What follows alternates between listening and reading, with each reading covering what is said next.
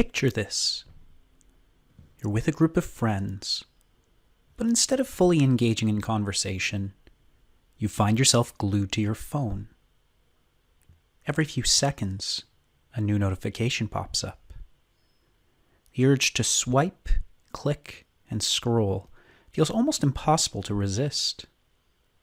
You didn't plan to spend your night staring at a screen, but here you are, constantly pulled back in.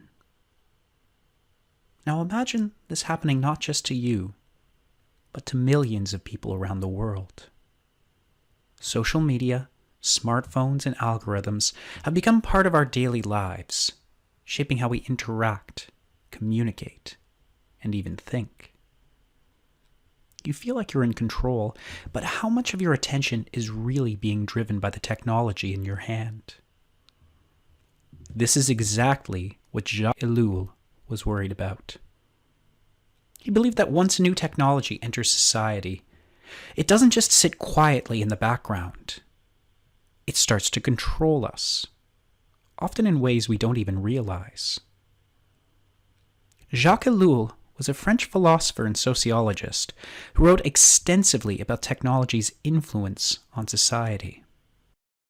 One of his most important ideas is his concept of technique, which he described not just as physical machines, but as a system, an attitude of prioritizing efficiency in everything we do. He saw this drive for efficiency or technique as the real force behind modern technology. According to Ellul, technology isn't just a neutral tool that we use. It's something with its own momentum. Our focus on making everything more efficient has a way of controlling our lives. Whether it's how we work, how we communicate, or how we solve problems, technology starts to dictate the terms. And here's the thing. Ellul argued that this focus on efficiency comes at a cost. It can put aside human values like individuality, creativity, and even morality. Let's think about this in a more concrete way. Imagine it's the early 1900s, and you live in a city where horse-drawn carriages fill the streets. But suddenly, automobiles arrive. At first they're exciting, new, fast, modern. Before long, the entire city begins to change. Roads are built for cars. People have to move out of the way. The whole urban landscape is reshaped around this new technology. This is exactly what Ellul meant by technology's ability to dominate. Once cars were introduced, the city adapted to their needs, not the other way around. Let's bring this to today. Instead of cars, think about social media or smartphones. We might believe we're in control of how we use these tools, but Ellul would argue that, like the automobile, they shape our behaviors, our relationships, and even our sense of identity.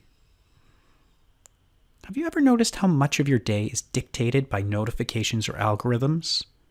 Or how quickly technology pushes us to move faster and more efficiently in everything we do? Ellul believed that once technology enters society, it becomes an autonomous force.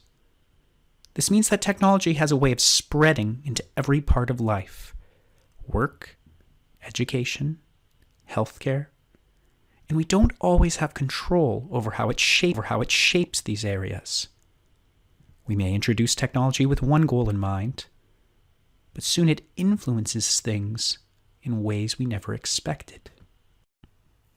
One of Ellul's biggest concerns was that the drive for efficiency often overshadows human values.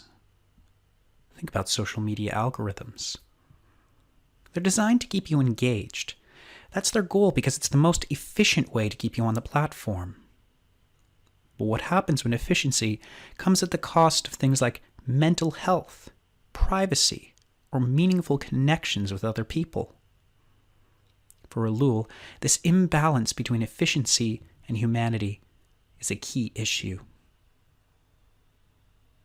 So is there a way out of this? Ellul wasn't overly optimistic. He believed that once technology becomes embedded in society, it's difficult to reverse. But he didn't think all hope was lost. He urged people to become more aware of how technology shapes their lives and to think critically about its influence. Ellul's message for us today is this: don't just accept technology as it is. Be aware of how it's influencing your decisions, your relationships, and your worldview. Ask questions like, what values are being prioritized? And who really benefits from this technology?